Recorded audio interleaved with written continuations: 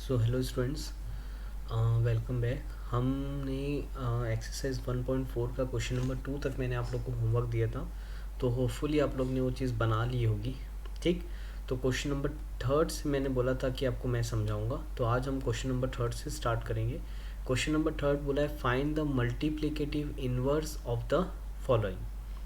Multiplicative inverse आपको बोला है, ठीक है। तो मैंने आपको ये भी बताया था कि प्रॉपर्टी मैं आपको क्वेश्चन के साथ साथ बताऊंगा। तो अब मल्टीप्लिकेटिव इन्वर्स क्या होता है, तो ये बहुत सिंपल सा टॉपिक है। जैसे कि यहाँ पर 3/7, अगर मैं 3/7 का मल्टीप्लिकेटिव इन्वर्स निकालूंगा तो 3/7 का मल्टीप्लिकेटिव इन्वर्स हो जाएगा 7/3, जस्ट उसका रेसिप्रोकल। तो मल्टीप्लिकेटिव इन्वर्स का मतलब अभी के लिए आप बस इतना समझो कि जस्ट उसका रेसिप्रोकल, नंबर का रेसिप्रोकल। जैसे कि -9 का अगर हम मल्टीप्लिकेटिव इन्वर्स निकालेंगे तो -9 का मल्टीप्लिकेटिव इन्वर्स हो जाएगा -1/9। साइन हम डिस्टर्ब नहीं करेंगे। मल्टीप्लिकेटिव इन्वर्स में हमको साइन का कोई काम नहीं है। Sign as it is, minus है तो माइनस रहेगा, प्लस है तो प्लस रहेगा, बस नंबर का रेसिप्रोकल हो जाएगा। जैसे यहाँ 9 है तो ये हो जाएगा 1/9। वैसे 1/-2 का रेसिप्रोकल हो जाएगा या मल्टीप्लिकेटिव इन्वर्स हो जाएगा 2/-1, या इसको हम -2/1 भी बोलेंगे तो कोई प्रॉब्लम नहीं है। वैसे -4/5 का मल्टीप्लिकेटिव इन्वर्स क्या हो जाएगा, -5/4।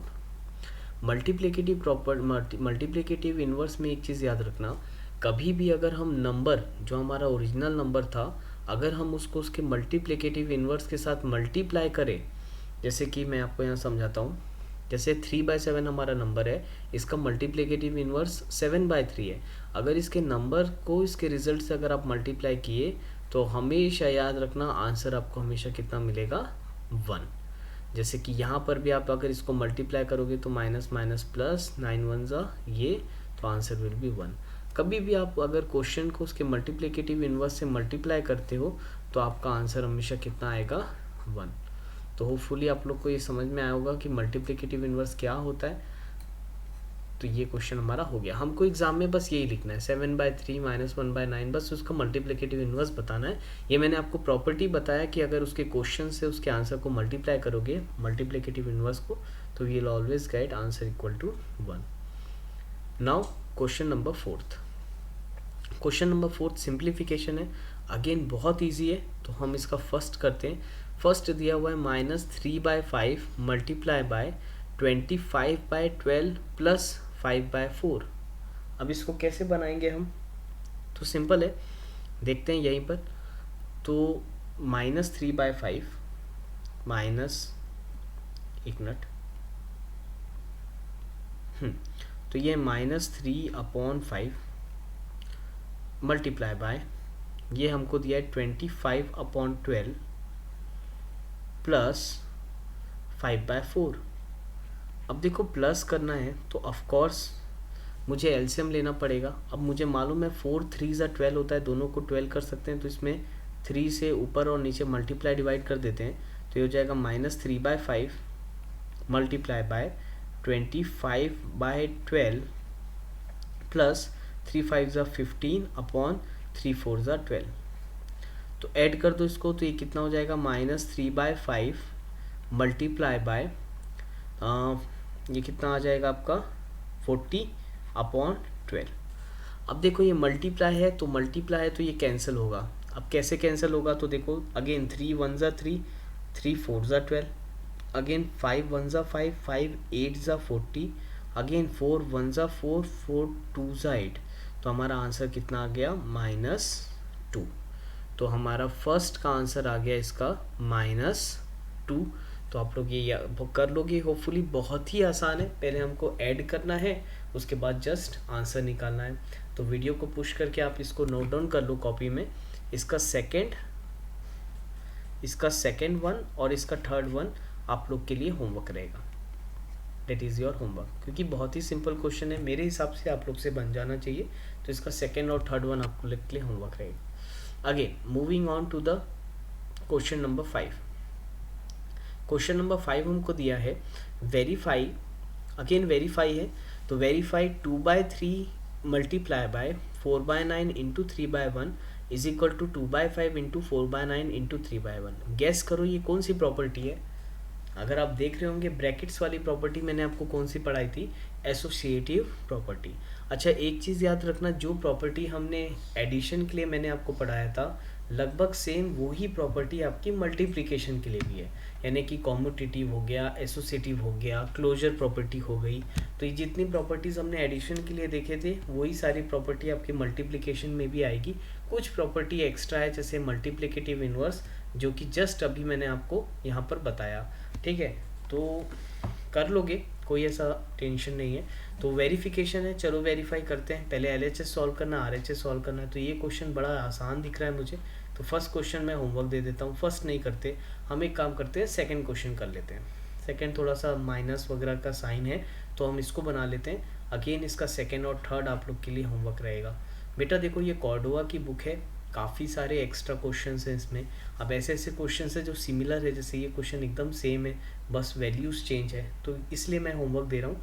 अदरवाइज़ इसमें ये जो माइनस साइन वाला कुछ थोड़ा सा लिटिल बिट हार्ड लग रहा है, तो मैं ये आपको बता देता हूँ। ठीक है, तो वेरिफिकेशन है। वेरिफिकेशन के लिए मैंने आपको बताया था एलएचएस और आरएचएस को इक्वल शो करते हैं। चलो ये क्वेश्चन को हम ले लेते हैं, फिर ये क्वेश्चन को सॉल्व करेंगे।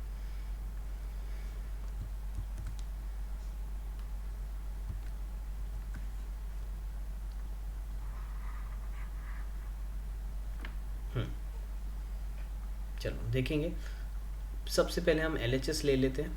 तो वेरिफिकेशन में एलएचएस में ये -10/9, ठीक, ये हो गया हमारा 3/-5 इंटू 6, तो ये एलएचएस है।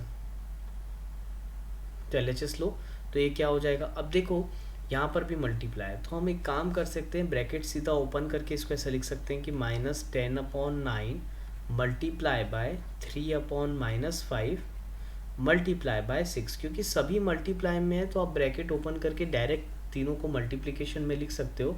अब यहाँ पर सीधा तीनों को कैंसिल भी कर सकते हो। अब यहाँ पर अगर आप कैंसिल करोगे तो क्या कैंसिल होगा, देखो पहले तो ये माइनस और ये माइनस साइन में कैंसिल कर देता हूँ, डिनोमिनेटर न्यूमरेटर में माइनस कैंसिल हो जाता है, आप लोग को अच्छे से मालूम है। अगेन इसको भी हम लिखते हैं 5 × 5 2 10, तो ये भी कैंसिल कर दिया मैंने, 5 × 5 2 10। अगेन देखो यहाँ 3 1 3 3 3 9, राइट। उसके बाद 3 1 3 3 2 6, तो हमारा क्या बच गया यहाँ पर 2 और ये 2, तो 2 2 क्या आ जाएगा आंसर 4, राइट। ये आ गया हमारा 4, तो एलएचएस आ गया हमारा 4। इसी तरीके से हम अपना आरएचएस सॉल्व करेंगे। चलो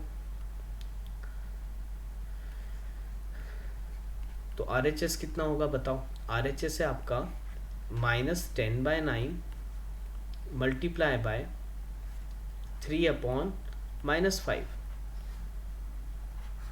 का होल इंटू 6। तो अगेन ब्रैकेट ओपन कर देते हैं, -10/9 इंटू 3/-5 इंटू 6। अब देखो चाहता ना मैं ब्रैकेट को यहाँ मल्टीप्लाई करके भी या यहीं पर अंदर सॉल्व कर सकता था, मैं जानबूझ के नहीं किया। हम ऐसा कर सकते हैं तो कोई प्रॉब्लम नहीं है। सेम क्वेश्चन हो जाएगा, माइनस माइनस कैंसिल, 3 3 9 3 2 6, पूरा सेम है। तो आप डायरेक्टली बोल सकते हो इट इज़ 4। देयरफॉर हम बोलेंगे LHS must be equal to RHS,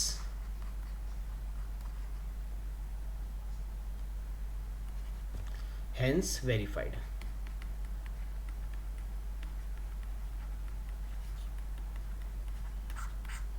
तो ये हो गया हमारा सॉल्व, ठीक है। तो इस टाइप से हम इसको सॉल्व करते हैं।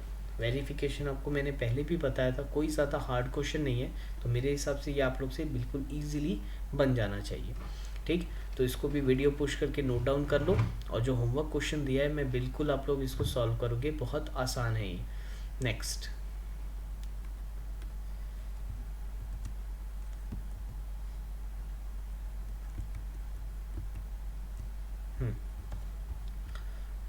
नेक्स्ट है हमारा क्वेश्चन नंबर 5। क्वेश्चन नंबर 5 अभी हमने किया। Next question number 6। अब क्वेश्चन नंबर 6 में हमको रेसिप्रोकल निकालना है। Again it is very very simple, जिसको मैं बुक में ही बता देता हूँ। देखो क्वेश्चन नंबर 6 में हमको बोला है रेसिप्रोकल निकालना है। तो रेसिप्रोकल निकालने से पहले इसको सिंप्लीफाई कर लेते हैं। ये दोनों नंबर मल्टीप्लाई में है, तो पहले तो मैं कैंसिल कर लेता हूँ कि ये 7 और ये 7 कैंसिल हो जाएगा। अब जैसे ही कैंसिल हुआ हमारे पास क्या बच गया, यहाँ माइनस साइन है, यहाँ 5 है, तो ये बचा -5/16, ये हमारा नंबर बचा इसको सॉल्व करने के बाद। अब इसका रेसिप्रोकल निकालना है। अब -5/16 का रेसिप्रोकल अगर हम निकालेंगे तो क्या निकलेगा, तो -5/16 का रेसिप्रोकल निकालेंगे तो निकलेगा -16/5। जस्ट इस नंबर को उल्टा कर दो। बोला था मल्टीप्लिकेटिव इन्वर्स या रेसिप्रोकल, तो जैसे -5/16 है तो इसका रेसिप्रोकल हो जाएगा -16/5। वैसे ही अब पहले इसमें यहाँ पर देख लो, इसको सॉल्व करेंगे, ये हो जाएगा -5 × 1 = -5/4 × 2 = 8। अगेन इसका रेसिप्रोकल निकालोगे -5/8 का, तो क्या निकलेगा, -5/8 का रेसिप्रोकल, तो -5/8 का रेसिप्रोकल निकलेगा -8/5। ठीक है, सिंपल है। यहाँ पर भी सॉल्व करो तो ये हो जाएगा 3 × 1 = 3, 3 × 3 = 9। ठीक, अगेन देखो -4 × -1, तो minus minus becomes plus, 4 × 1 = 4 upon 3 × 5 = 15। तो सॉल्व करके हमारा ये आया। अब इसका रेसिप्रोकल क्या होगा, +4/15 का, इट इज़ नथिंग बट 15/4। तो बहुत ही सिंपल है, तो ये बना लोगे आप इसका लास्ट वाला। ठीक, तो क्वेश्चन नंबर 6 भी हो गया हमारा। तो ये बहुत ही सिंपल एक्सरसाइज है, सारे क्वेश्चंस आपने होपफुली 7th क्लास में किए होंगे, तो ये कुछ आपके लिए नए नहीं है। और मेरे हिसाब से तो कई सारे बच्चे ऑलरेडी मेरे ख्याल से ये एक्सरसाइज बना चुके होंगे, क्योंकि ये इतना ईजी है कि ये सब चीज़ें आपने 7th क्लास में पढ़ के आई हुई है। तब भी मैं एक एक बार बता दे रहा हूँ, अगर किसी का भी बेस वीक होगा तो वो सीख जाएगा, इतने अच्छे से मैं समझा दे रहा हूँ। नाउ नेक्स्ट है question number 7th। Again question number 7th में सिंप्लीफिकेशन है। ठीक है, तो मैं इसका आपको फर्स्ट क्वेश्चन ही समझाऊंगा, बहुत इजी है। इसका भी सेकंड और इसका थर्ड आप लोग को मैं होमवर्क दूंगा, तो ये आप लोग सॉल्व करके आओगे घर पे। ठीक, तो हम एक काम करते हैं, क्वेश्चन नंबर 7th का फर्स्ट बना लेते हैं। चलो,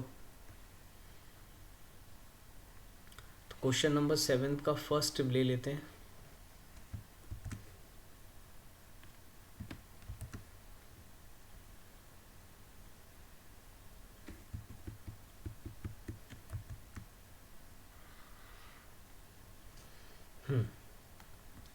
सॉल्व करें। दिया हुआ है 8/14 मल्टीप्लाई बाय 5/4 मल्टीप्लाई बाय -49/15। ठीक है, प्लस 8/5 इंटू 15/7। अब क्या करो, देखो यहाँ पर 3 नंबर आपको मल्टीप्लाई में दिख रहे हैं। ठीक, यहाँ पर ये 3 नंबर मल्टीप्लाई में दिख रहे हैं। तो अब ये देख लो कि क्या क्या चीज़ कैंसिल हो रही है। तो पहले तो ये समझ में आ रहा है कि 4 × 1 = 4, 4 × 2 = 8। दूसरा ये समझ में आ रहा है कि 5 × 1 = 5, 5 × 3 = 15, क्योंकि मल्टीप्लाई में कैंसिल हो सकता है। अगेन ये 14 और 49 7 के टेबल में दिख रहा है मेरे को, 7 × 2 = 14 और 7 × 7 = 49, राइट। तो अब क्या बच गया, देखो ये 2 और ये 2 भी अगेन हमारा कैंसिल हो गया। तो हमारा बचा क्या है इस पार्ट में, इस पार्ट में बचा -7/3। वैसे ही मैं साथ ही साथ में इसको भी कैंसिल आउट करता चलता हूँ। 5 × 1 = 5, 5 × 3 = 15, और कुछ तो इधर कैंसिल नहीं हो रहा है। तो अब हम बची हुई चीज़ को लिख देते हैं। यह हमारा आ रहा है -7/3 और प्लस यहाँ पर आ रहा है हमारा 3/7। तो अब देखो -7/3 प्लस 3/7, इसको सॉल्व करना पड़ेगा। चलो करो, एलसीएम लो, क्रॉस मल्टीप्लाई करो, तो क्या आएगा बताओ। 3 × 7 = 49, तो -49 प्लस 3 × 3 = 9 अपॉन 3 × 7 = 21। तो ये आएगा -40/21। So this is a final answer. तो होपफुली समझ में आया होगा आप लोग को, कोई ज़्यादा हार्ड नहीं है, ये बिल्कुल आसान सा क्वेश्चन है। तो आप लोग इसे मेरे ख्याल से बन जाना चाहिए था और बन गया होगा। तो हम आगे बढ़ते हैं, वीडियो को पुश करके अगेन आप इसको नोट डाउन कर लो। नेक्स्ट क्वेश्चन,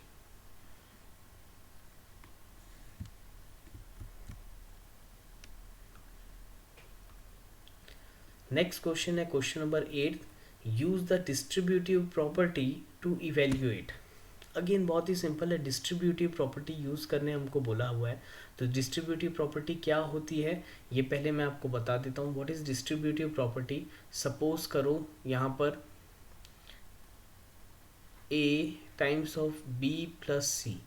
अगर ये इस टाइप का केस है कि a times of b plus C, तो a क्या है, डिस्ट्रीब्यूट हो जाएगा दोनों में, क्योंकि a ब्रैकेट के बाहर मल्टीप्लिकेशन में लगा हुआ है, तो a दोनों में डिस्ट्रीब्यूट हो जाएगा। a पहले b से मल्टीप्लाई होगा, फिर a c से मल्टीप्लाई होगा, तो ये क्या हो जाएगा, a into B plus a into C. Now this is known as a distributive property. तो मैं आज के लिए अपन यहीं तक करते हैं। होपफुली ये जो होमवर्क क्वेश्चन, एक्चुअल में मैंने होमवर्क क्वेश्चंस थोड़े ज़्यादा दिए हैं, इसलिए मैं यहाँ क्वेश्चंस, नंबर ऑफ क्वेश्चंस आज आपको कम दे रहा हूँ, ताकि आप आराम से बना सको, बहुत ज़्यादा आपको हेक्टिक भी ना लगे। तो अप टू 7th क्वेश्चन आप लोग बना के आओगे। इसके आगे फिर हम नेक्स्ट लेक्चर में डिस्ट्रीब्यूटिव प्रॉपर्टी पढ़ा के ये एक्सरसाइज हम कोशिश करेंगे कि कंप्लीट हो जाए। ओके, चलो, थैंक यू स्टूडेंट्स।